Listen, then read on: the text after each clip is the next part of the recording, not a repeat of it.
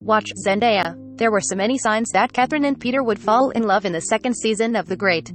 The obvious one was that Catherine Al Fanning let Peter Nicholas Hoult live in the palace under guard rather than execute or imprison him. But we let that one slide since he's a major character and killing him off would seem rather senseless in light of the humor and drama he brings to the show. Factor in the idea that Catherine is a pacifist, and it's easy to dismiss the notion of them falling in love.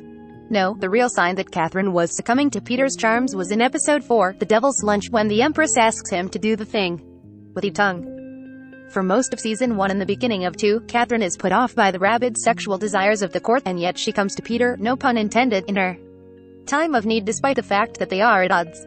And the second Peter crawled under her skirts, she was a goner, hence the reason she avoided him in the first place. In consequence, she starts to rely on the former emperor for sexual satisfaction, a slippery slope that concerns both Mariel, Phoebe Fox, and Gregor Willem. After all, these two rulers supposedly loathed each other. In every romantic comedy of the late 90s, 10 Things I Hate About You, Clueless, and You've Got Mail has taught us that there's a thin line between love and hate.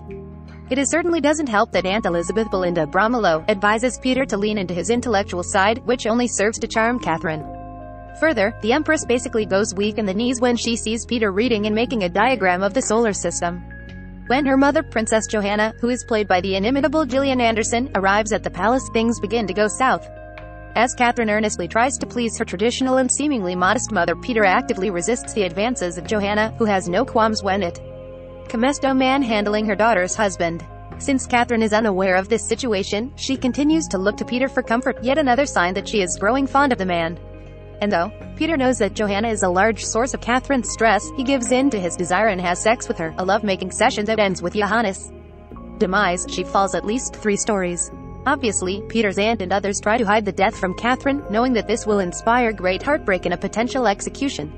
And they briefly succeed, with Catherine and Peter bonding over their shared distaste for their parents, as well as Paul's birth. But the truth must come out, and as such, season 2 ends with a major cliffhanger, leaving all of us wondering, how do Catherine and Paul recover from this? Is it possible to overcome a cheating scandal that involves your own mother falling from a window mid-penetration? There's also the slightly important matter of Catherine killing one of Russia's greatest enemies, an issue that needs to be handled with delicacy and urgency. And who can forget Paul? A baby cannot be deprived of his father, even if said father is not the smartest. It'll take her some time probably, but she'll be happy.